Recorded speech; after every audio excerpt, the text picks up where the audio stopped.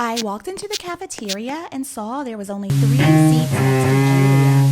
One of Maria's friends. She was always sitting alone, and usually I'd avoid her because people said she didn't speak much and it was totally shy. But somehow, I felt very sorry for her. I mean, how bad could it be? But I had to find a seat, so I unwillingly sat down opposite Julia, but she just glared at me and grunted, "Give me your worst insult." I was so confused and said, "Oh no, I just want to sit here and say hi to you. Are you okay?" Suddenly, Julia started to speed her words up, telling me, of course I'm not okay, and that she had to see a psychotherapist every day. Then she showed me all the pills she had to take and said she had anxiety disorder, so she was tired of what her friends gossiped about her.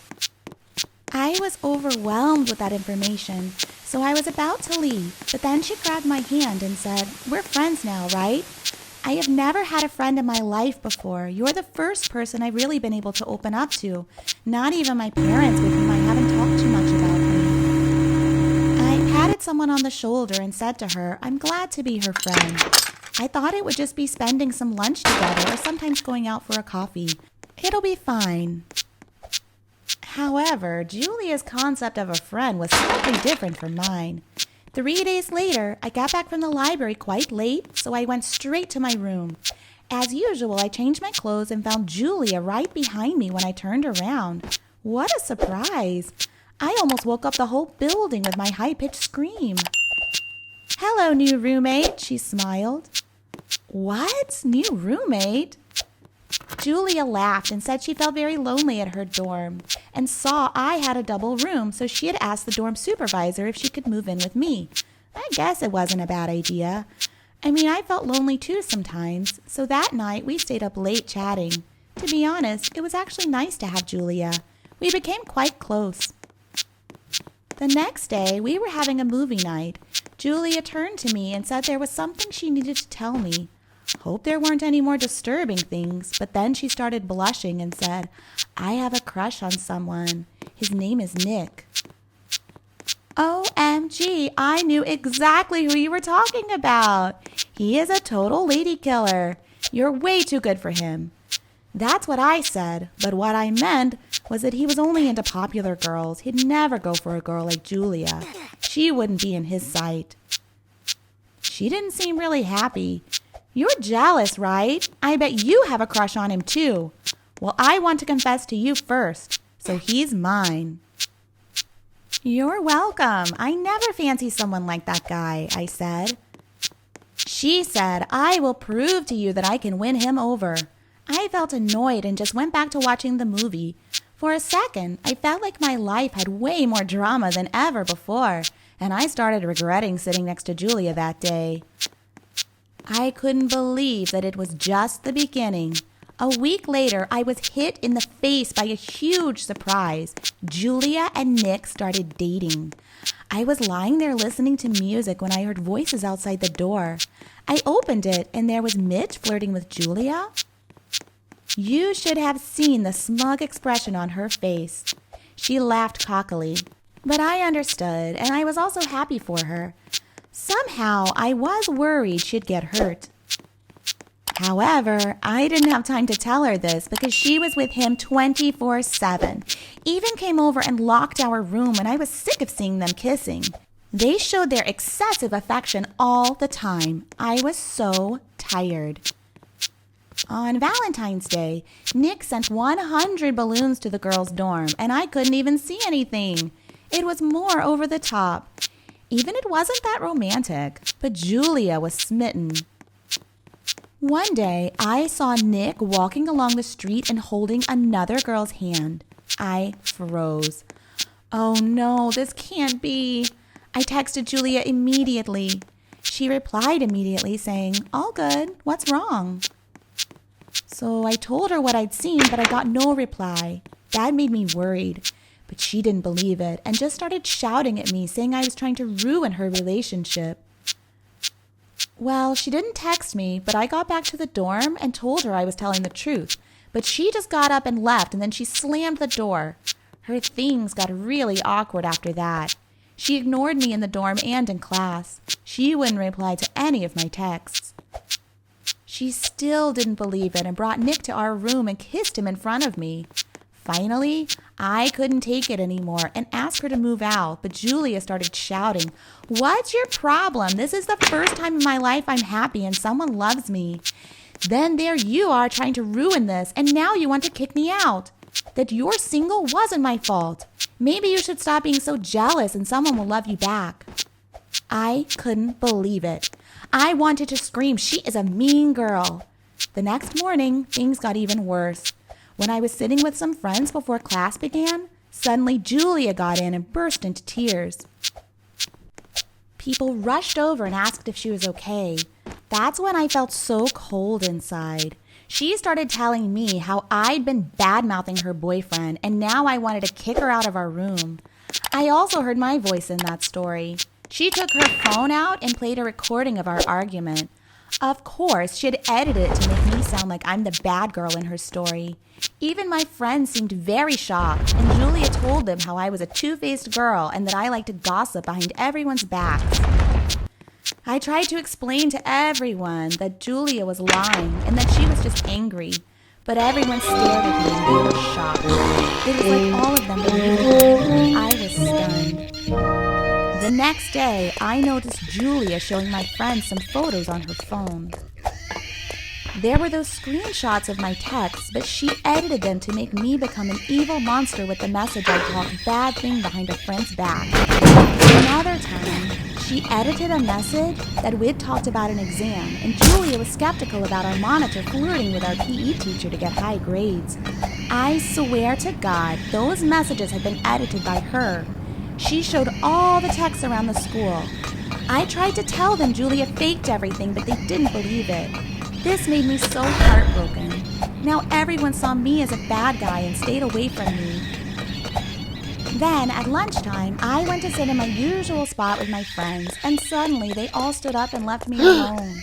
I could hear everyone whispering about me, and then the most popular girl in AB school came over to me and said I was a disappointment to this school. I couldn't hold back my tears, so I rushed back to my dorm, but the dorm supervisor was standing there with her arms folded, blocking the door. She said that she received reports about my behaviors. She gave me 1 week to move out of the dorm. I didn't understand what I'd done exactly. I remember someone telling her I wanted to get her fired. And then I remember Julia asked me about this. I sent her a text message on how she could report to the manager. This was too much. I went to find Julia. I was furious.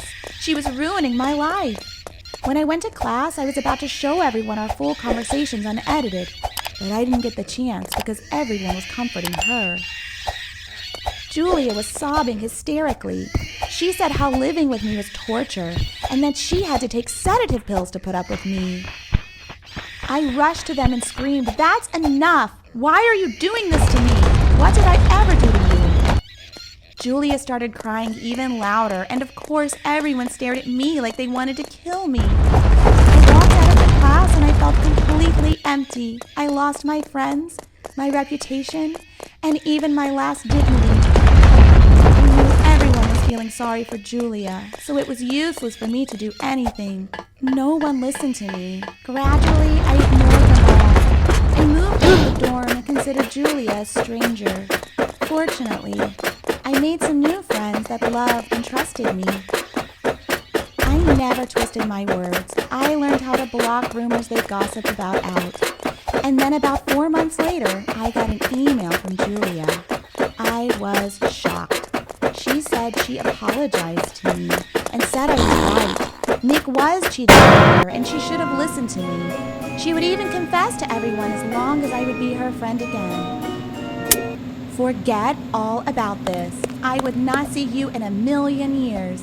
Immediately, I deleted the email. There was no way that she could do to make it up to me.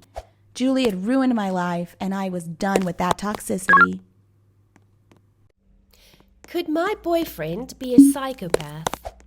Hi, I'm 18 years old and my name is Rebecca. I'm sure every girl at my age dreams about the prince of their fantasies. What if I told you that my prince is a psychopath? This year marked the 28th birthday of my boyfriend Peter. When Peter was 18 years old, he had his first love, which lasted barely 2 weeks. He always said that I was his true first love and that he hoped we would marry and spend the rest of our lives together. These words from Peter made me really happy, but I quickly realized something was wrong. This was accurate. Let me tell you about it. I first met Peter when I started as an intern at the firm. My internship instructor, Peter, was the most attractive man I've ever seen. His maturity, poise, and thoughtfulness impressed me. He was the most attractive, intellectual, kind, and courteous man I have ever met. Peter had been really helpful and encouraging throughout my internship and was a total success. I left the firm at the end of the internship and didn't see Peter much after that.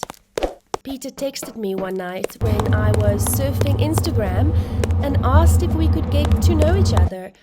That made me blissful. Why would he be interested in me if he is so perfect? I thought. It reminded me of the Cinderella story. However, you already knew that the prince loved Cinderella because she was stunning. I don't intend to imply that I'm not attractive or that I'm an ugly duckling, but Peter was just too perfect. And I thought that such a wonderful man couldn't possibly be right for me. As a result, I declined it. Peter, on the other hand, did not give up and texted me every day. He made me feel important in his eyes. He addressed me as his princess. We were in a relationship after dating for a time, but what he did on the first date truly surprised me. It should have been a memorable date, but it wasn't. He took me to one of the city's most luxurious restaurants where we lived. Even the forks and spoons had been gilded. It was like being at a royal banquet in a castle. And Peter was the prince of the occasion. There were candles, roses, and musicians who performed while we had dinner. I was completely taken aback. Peter merely gazed at me as I looked east and west. I was delighted that I tried my best that day to put on exquisite makeup and a stunning rhinestone evening gown, as if I were a princess.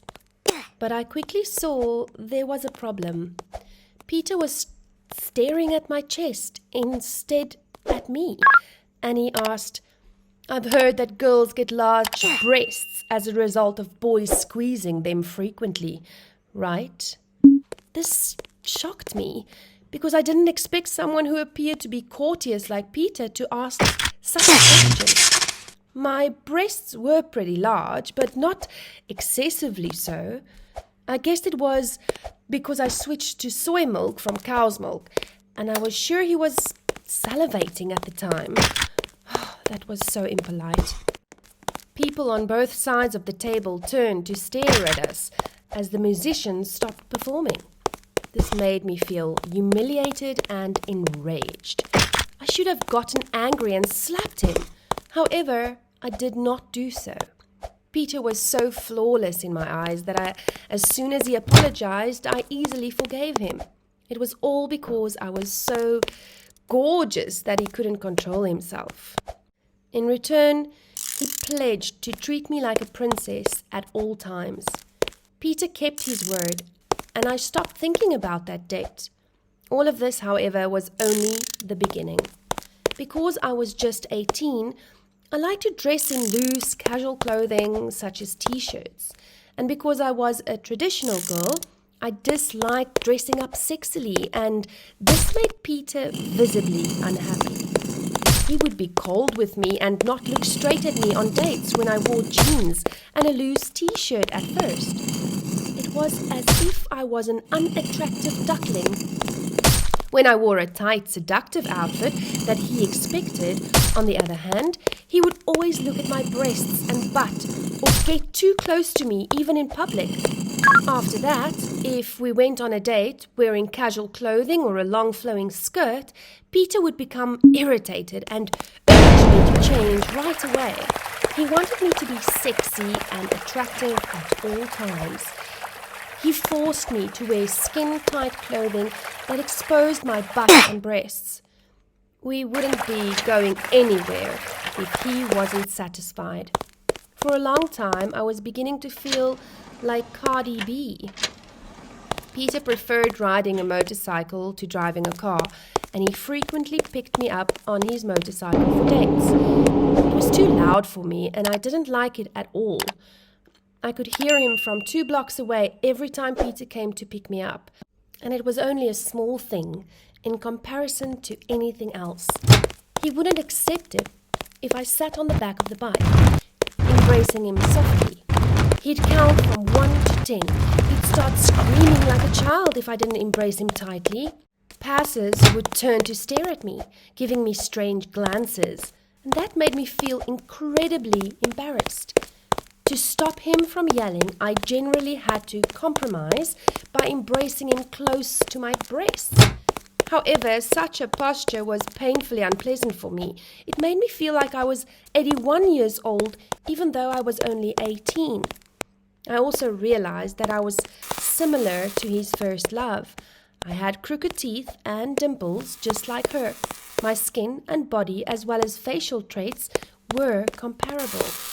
He had a habit of forgetting about my preferences as well. One of my favorite foods was chocolate ice cream. He, on the other hand, kept giving me strawberry ice cream. When I mentioned I liked chocolate ice cream, he claimed he remembered that I didn't. "Obviously you dislike chocolate ice cream," he excused. When he accused me of lying, I was furious. He always offered me white, even though I loved red, as well as a zillion other things. I guess that it was because he missed his ex's interests. I was considering ending our relationship. The story reached its peak when Peter smacked me across the face. Despite the fact that I was not involved, he was willing to attack me since his work was unsatisfactory and he had been chastised by his supervisor. His employer called him and yelled at him while he was confiding in me. Although I had done nothing wrong, he threw the phone against the wall and turned to slap me. I was terrified and I cried a lot. After that, he turned back and begged me not to leave him, but I didn't feel secure around him. Peter had a lot of friends, most of them being female. As you know, he was like a prince, so there were dozens of satellites orbiting around him. Given the fact that Peter was my boyfriend, I was not permitted to interfere with or touch his friends. He was still messaging and flirting with other girls while we were dating. He would scream at me and claim it was just a business connection and I shouldn't attempt to damage his business. Getting jealous and texting them. I was really bored and suggested we break up. But guess what?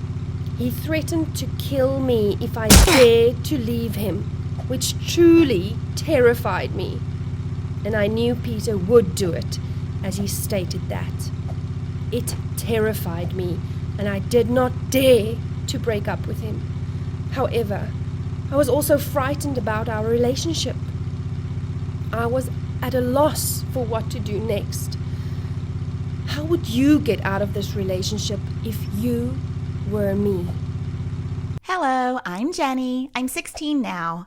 I had a best friend named Carrie who is the same age as me. And you know what? Our friendship had come to an end when I found out the terrible secret of Carrie. It was a day like any other day. I asked Carrie to meet me at the swing in the park.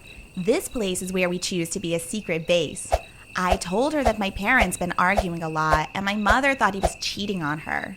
I didn't believe it until I smelled the unfamiliar perfume on my dad's shirt. Is my dad really having an affair, Carrie? I sadly asked her. Carrie rubbed my shoulder. No way. Your dad probably just caught in the sprayer in the department store or something. You shouldn't jump to the conclusion that quickly. Your dad loves your mom. Anyone can see that, so don't worry. Before this incident, I have been really satisfied with my life. I'm attending a renowned university. My family is really happy. Despite being the only child, I didn't feel lonely, as I had my best friend Carrie as company. She was more than a sister to me. Regardless of the problems, I just dropped her a message, then she would appear and comfort me. All I thought, nothing would change.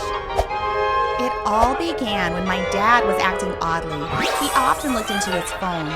Especially, he took his phone to the bathroom and stayed in there for hours. But when my mom asked him, he just shrugged and said his digestive had some problems. Then, when my mom was doing the laundry, she smelled an unfamiliar perfume on his shirt. She hurtled to him and threw his shirt into his head. She forced him to explain this issue. He denied everything and said it was just a work colleague perfume and she was overacting. That's why I arranged to meet Carrie to tell her about my family problem. She always knew how to comfort people. I felt comfortable telling her about this. Carrie was right. Maybe I had thought too much. I came home and caught my mom crying in the kitchen. She looked at me with her puffy eyes and sobbed. Something wasn't right. She said in tears, "I had a fight with your dad. He doesn't look at me like we used to." I sat down next to her and said, "Mom, let's stop overthinking. I trust Dad. He will never betray us." I stayed to comfort her for a while, and finally she calmed down. The next evening, Dad came home with a big bouquet of blue rose flowers, which is my mom's favorite flower. Then he cooked for my mom and made an apology for being sad. Mom looked touched, and she also apologized for misunderstanding him. I told myself that things would be okay now, right?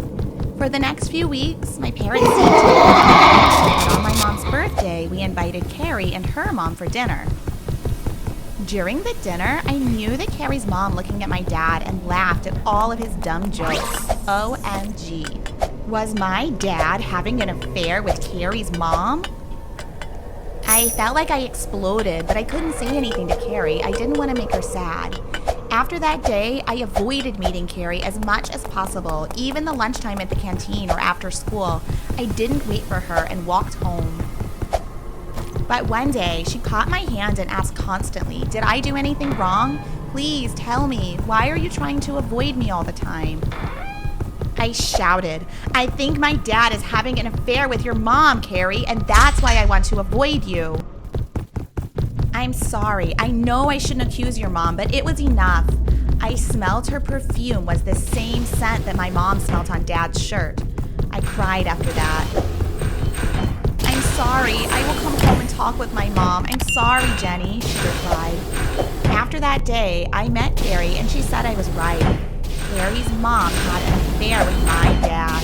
She looked so confused and said it was a month since his problem happened. But her mom claimed that they stopped the relationship.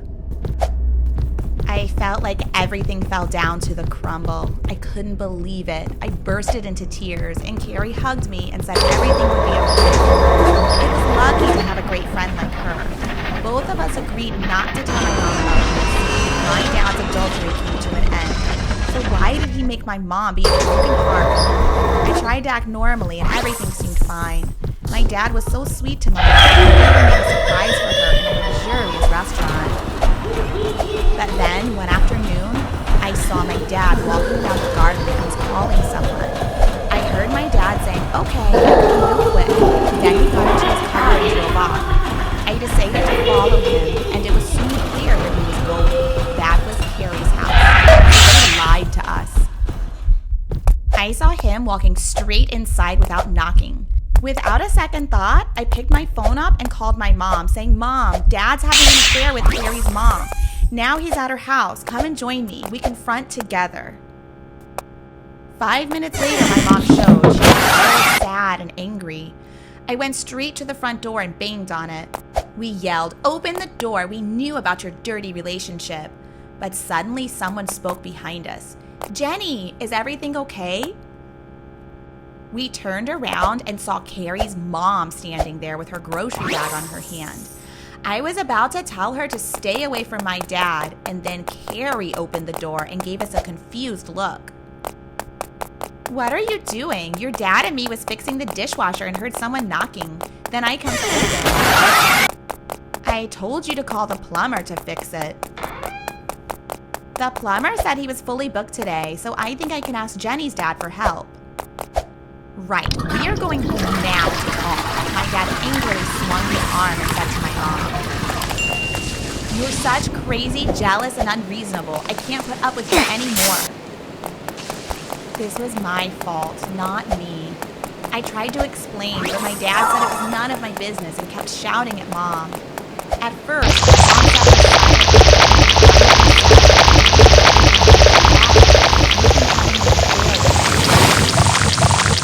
"Okay, if you keep on being this irrational, select divorce." Then my dad left. It felt so terrible when my parents got divorced. My mom was so broken. I felt so bad when I told Mom about this. That night, I texted Carrie to meet up. I didn't come, but instead she called me. She said she was the one who called my dad to ask for the plumber's phone number. But all the plumbers were busy, and he said he could come and fix it. This was strange. I guess that Carrie also felt tricky when being stuck in the middle of things with her mom and me. We agreed to give each other space till the thing cooled down. After that, my dad and Mom rarely said a word to each other, and Mom decided to move to her father's house for a few weeks to think everything over. I didn't want her to leave, but I also didn't want to stay home alone with Dad, so I went to stay with my friend. One night, I went home to pick up some clothes.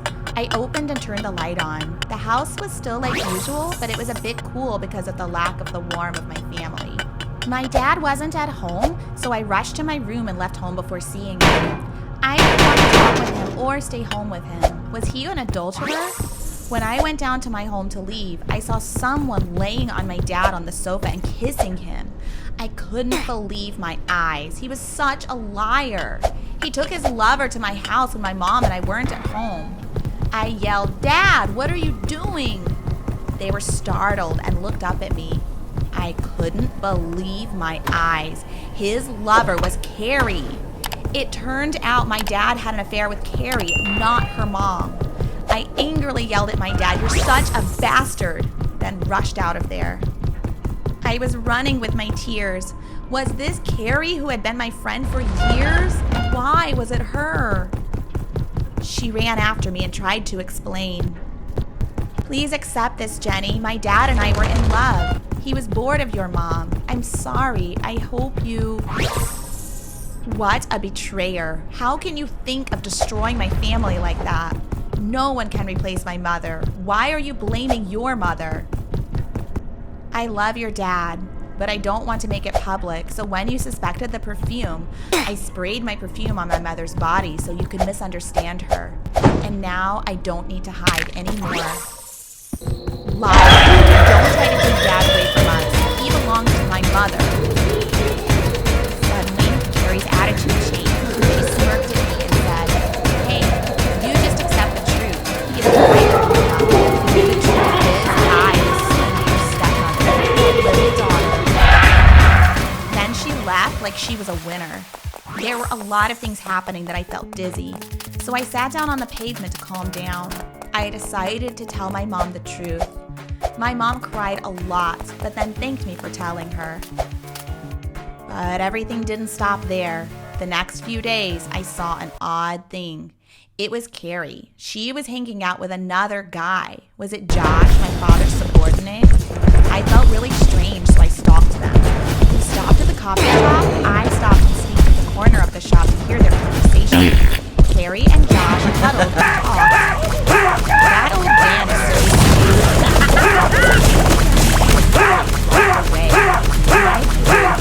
Great job. Who the hell said he dared to fire you?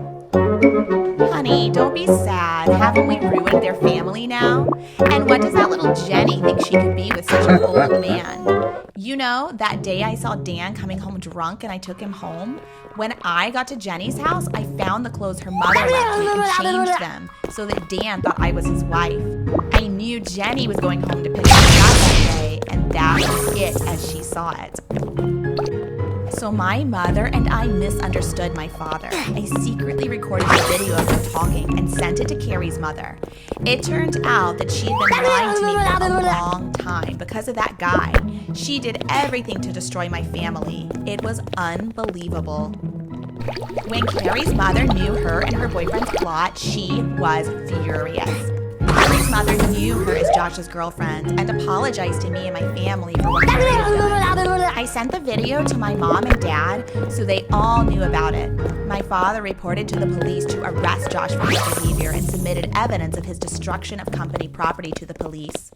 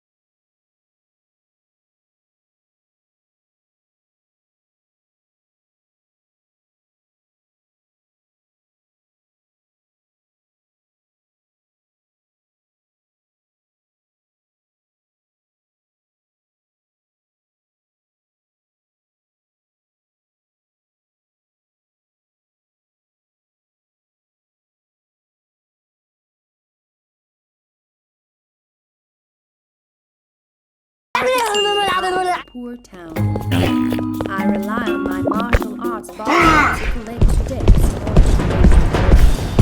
My daughter's ambition is to go to school. She doesn't want to be bullied by her friends, nor does she want me to collect debts. Nevertheless, she can create a school with me if she was around $20,000. Even though I always claim I don't agree with her ambition, I really hope that one day I will be able to fulfill her small wish to build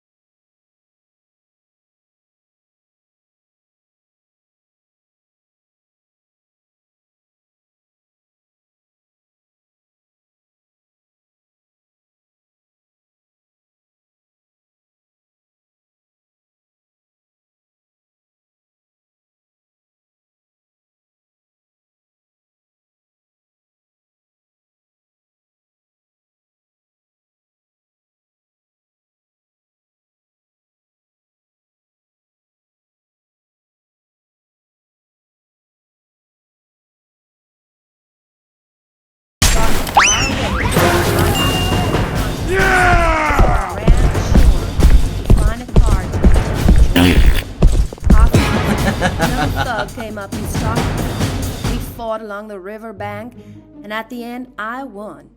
I discovered that the thugs had my daughter. Drive around looking for her.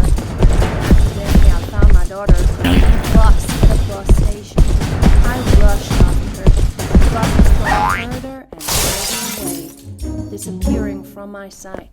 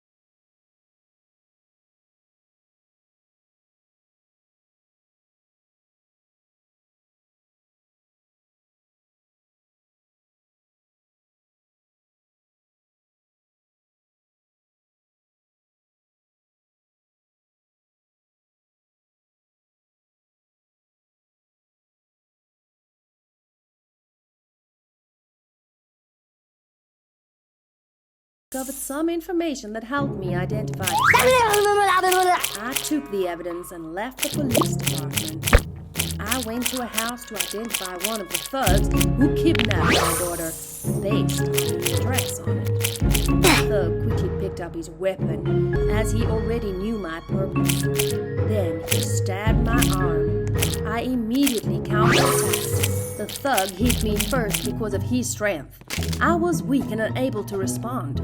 I was eventually able to knock down the thug thanks to the mother's strong will. I was forced to inquire about my daughter's case. The thug remained quiet at first and claimed that he didn't know anything, but his elderly mother pleaded with him. He finally told me the location where my daughter was being held and warned me that I just had a few hours to save my daughter, because once the children were transported to the transaction, there would be no way to see them again. I arrived at an alley after following the suspect's address. I knew the man sitting at the door was the property, so I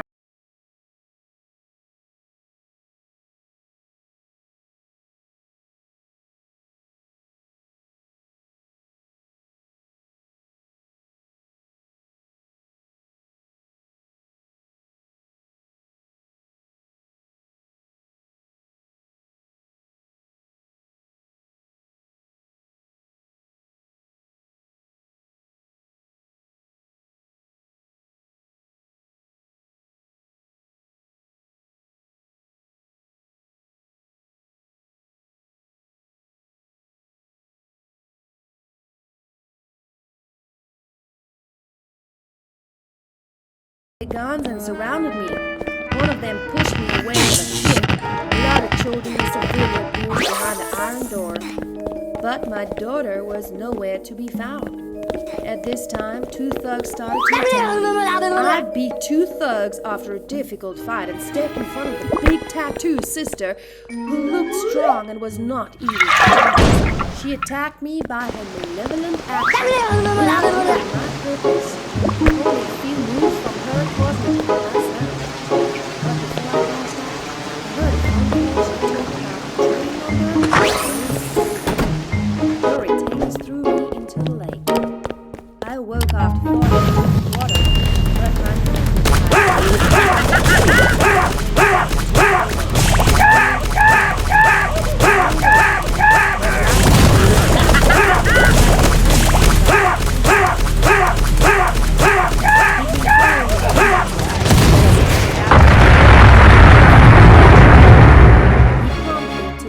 After knowing that I had come to report the crime.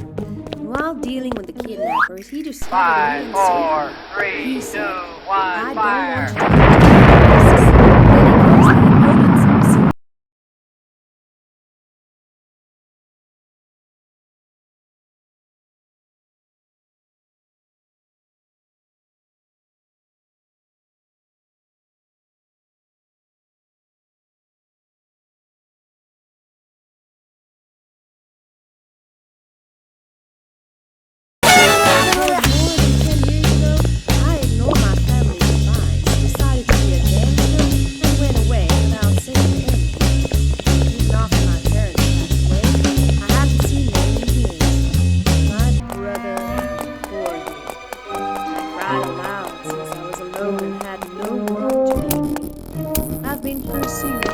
you to death without shedding a single tear, but I feel terrible and helpless, since I was unable to save my own daughter.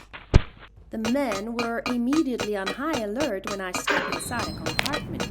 I knew that they were the ones I was looking for. One of them attacked me right away, and the other did the same. The train was completely crazy at that moment. The policeman was also there, and with his assistance, I was able to eliminate the threat. I continued coming the next compartment, which is the cargo compartment. I could only climb into the train's top. The thugs on the train felt something was wrong, and one thug went toward to check. When I spotted him, I immediately used a move to defeat him. But after that, I fell into the compartment, where a bunch of criminals surrounded me. But how could this be done? I was able to things down after a couple of tough kicks. Then I climbed back again. The big sister was with her retainers in the last compartment. They tried to quickly control the last compartment to derail from the original path and go into the transaction phase. I tried to climb to the last compartment after a lot of effort, but the big sister stopped me. She hurried to beat me. I was weak at first, so she pounded me hard. After a few moments, she knocked me out and I couldn't move. When I saw the gift I had prepared for my daughter fell on the compartment's floor, the great motherly love helped me to wake up my lost power to save her. I fought the big sister again as I attempted to get up.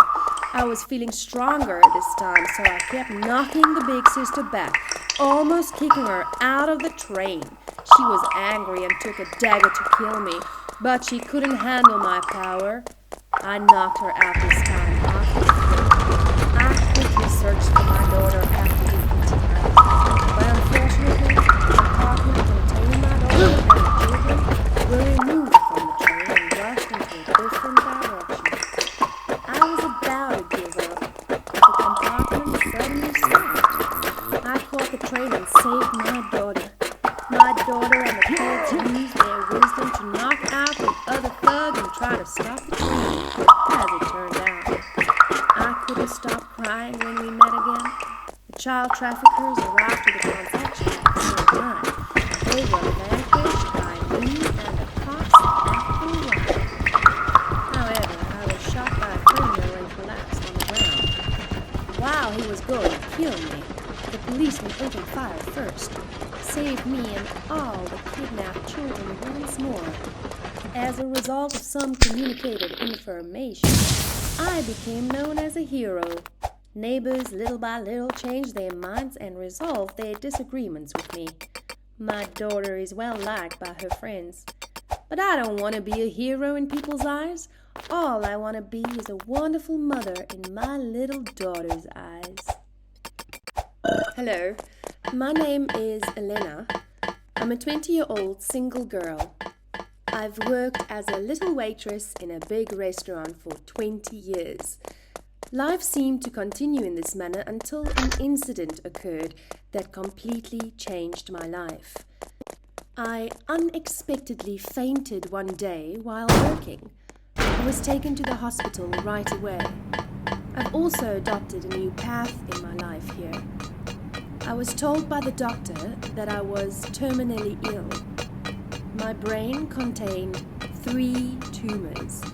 My prognosis was that I had only a month to live. I was totally shocked. How is that possible? Knowing this, I collapsed on the ground and cried so hard. But after a few sorrowful days, I decided not to be sad at all and to fight till the end and accomplish anything I wanted. The next day, I stormed into my boss's office and handed in my resignation. Surprisingly, all he did was listen intently on the phone while ignoring me. I slapped the table and yelled at him without thinking. "You're a jerk! I quit my job! You don't need to compensate for my unpaid overtime anymore. Thank you." When my co-workers saw this, they couldn't stop themselves from gasping. I was different from my kindness every day. I was strong and brave, but that was only the beginning of a crazy series of events that I was about to undertake. In the past, I used to live by the principle of tolerating this horrible boss in exchange for a modest income. I didn't dare eat anything or spend anything. Day after day, my dreams and genuine purpose in life atrophied. Although my life was simple, I felt that if I remained hopeful and lived well, God would provide me with happiness. Unexpectedly, shock and bewilderment were waiting for me. The night I found out that I was terminally sick, I was absolutely depressed. I looked through the book of my desires. I wrote down the delicious meals I wanted to try, the places I wanted to visit, and the people I secretly admired in them. None of my requests has been fulfilled. I broke into tears and told myself, I'm going to do anything I want. Following that, I went to the bank to take all of my accumulated money and assets left by my mother, and I bought a plane ticket to Europe. I had to fulfill all of my wishes and spend all of my money before I died. I purchased a business class ticket to sit in the cockpit and take in the sights while sipping champagne, eating grilled chicken and being ignorant of the rumors about me. People with money experience such a wide range of emotions. When I arrived at the airport, I decided to do something cool by renting a helicopter to take me to the 5-star hotel of my dreams. The pilot made a joke with me saying, I'm sure everyone on the ground is staring at you and guessing who you are. Are you a famous singer or a member of the English nobility? No, you're completely wrong. I'm simply a regular salesperson. Seriously? There's no way. I responded with a smile only. I arrived at the hotel 2 days earlier than intended, since I was in a helicopter. According to the receptionist, there were no rooms available, except for a $400 per night presidential suite. Then, no issue. I selected that particular room.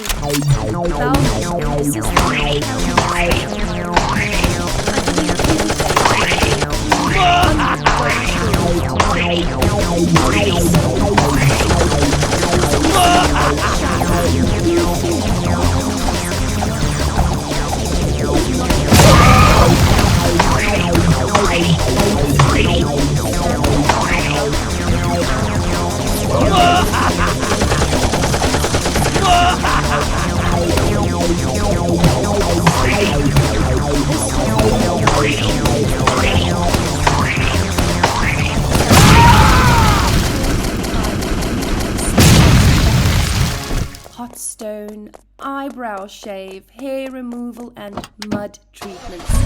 They draped a mummy-like material around me that was quite relaxing. But when the staff continuously smacked me with tree branches, I bolted. I couldn't stand it anymore. Is this how the privileged enjoy their lives? After the spa, I went to a high-end store to change my clothes. Gosh, the clothing here is so amazing. I noticed the workers were putting diamonds on their skirts. When I asked for the price, the staff raised 10 fingers. $1,000. It didn't matter. I took it. I bought a red evening gown and wore it to Montreal, my ideal 5-star restaurant. I wanted to be beautiful. When I walked inside the restaurant, a server greeted me. Good evening, ma'am. Have you made a reservation for a table? He then escorted me to the table and handed me the menu. Because it was my first time eating at Montucky Restaurant, with the food I had always dreamed of, I ordered all of the Chef Frank's specialty dishes. Yes, all of them. Frank, the restaurant chef, was my idol. When the server brought me the plates out, I devoured them all because they were so tasty. Frank approached me and asked to talk with me while I was eating pumpkin stew. I was overjoyed and surprised. We had a pleasant conversation regarding Montucky's signature dishes as well as my own favorites. There are a lot of upper-class guests here, and they always have weird requests. For example, salmon with lemon sauce required no lemon. Smoked bacon is required to be fat-free, and cheese-baked shrimp does not require cheese, he added. Frank pointed to the next table and commented that those people probably didn't know how to eat. That made me laugh out loud. What do they want to eat after all? I whispered to him. I found that people over there began to notice and turn to face my table. Frank said that unreasonable requests from customers gave him and the other chefs a headache. He stated that I was a true foodie, and when he found out how much I admired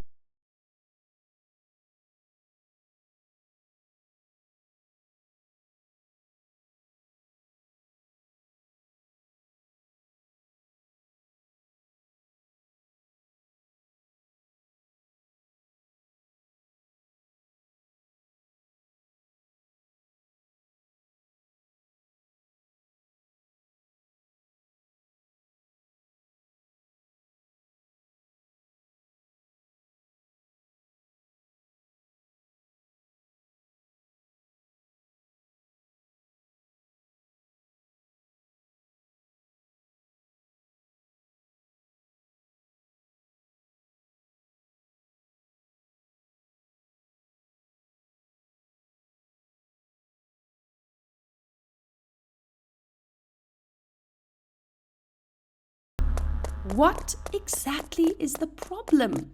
Did I irritate him? When I passed by the lobby the next day, I heard people talking about me. Some believed I was a successful businessman, while others said I was a powerful figure. But no one knew. I was simply a regular salesman.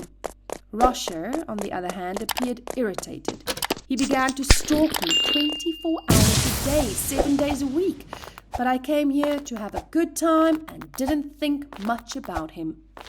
Rosher was an American business billionaire who was the hotel's richest guest. He had planned to invite the congressman to a dinner to discuss collaboration, and he had requested the chef to come over to make an impression. Unfortunately, my arrival last night made him lose the opportunity, and he assumed that everything was happening because his opponent had sent me to oppose him. Then, we coincidentally were in the same elevator at the same time.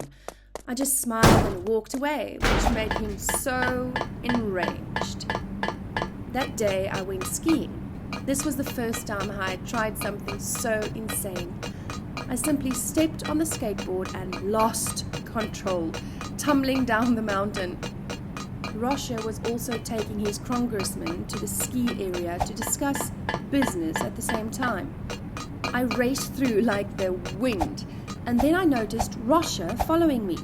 Does he think this is a competition? Rosher leaped ahead of me, slipping past me with a satisfied expression on his face. I clung to him because I was going to tumble.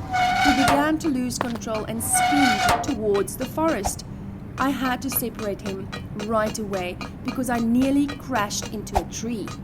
I was lucky that I arrived safely. He, on the other hand, was not so fortunate. He didn't have a smooth landing. His back was in bad shape. In the evening, I received an invitation to have dinner with the congressman. Rosher would, of course, be extremely jealous. After knowing that I was going to skydive tomorrow, both the congressman and Rosher decided to join me.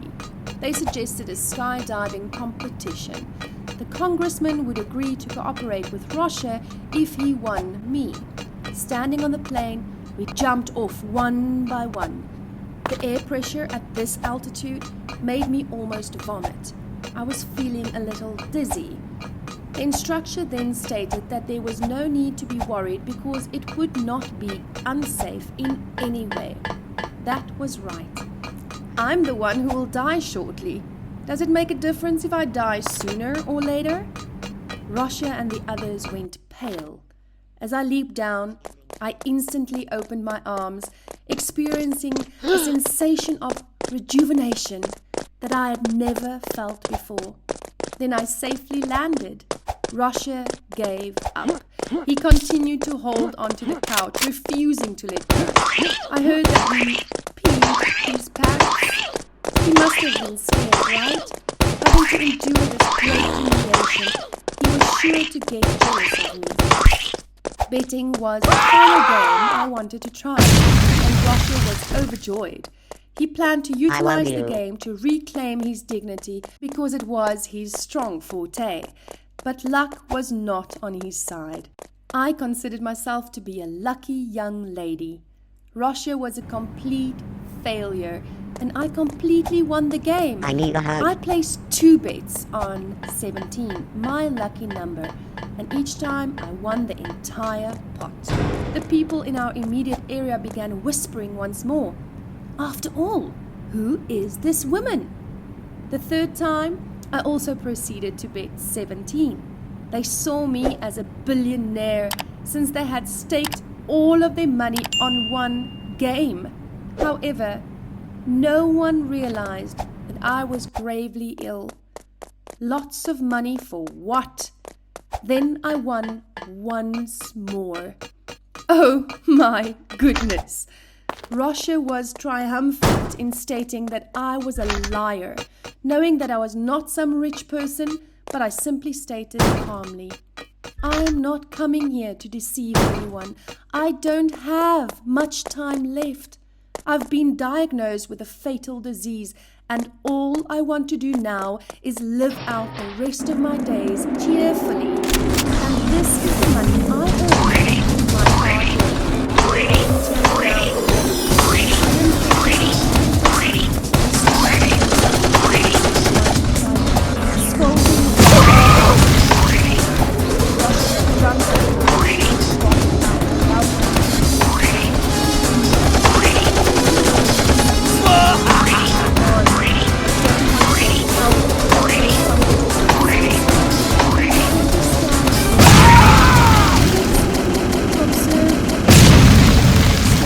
balcony and sat near Rosha. When he saw me, he said right away, I don't mean it badly, I just don't want to give up. But I didn't expect my arrogance to hurt someone who is about to leave this world. I've spent my entire life winning, but this is the first time I've ever fully lost to a woman. I gave him a kind pat on his shoulder and remarked, come on, why do you think negatively about this minor thing? You have so much money and time. For me, the only hope is to be able to live more happily, but this is also impossible. So why do you think too much? Rosha looked at me as if to correct his blunder and said, do you have any regrets? I said, yes, I do. I've always wanted to open a small restaurant. However, I don't have enough time. Tommy, the man I secretly adore, is the greatest man I've ever known. Despite the fact that I had several opportunities, I was simply too self-conscious to tell him, and I have always regretted it. Now that I've resigned from my job, we haven't contacted each other. The familiar sound.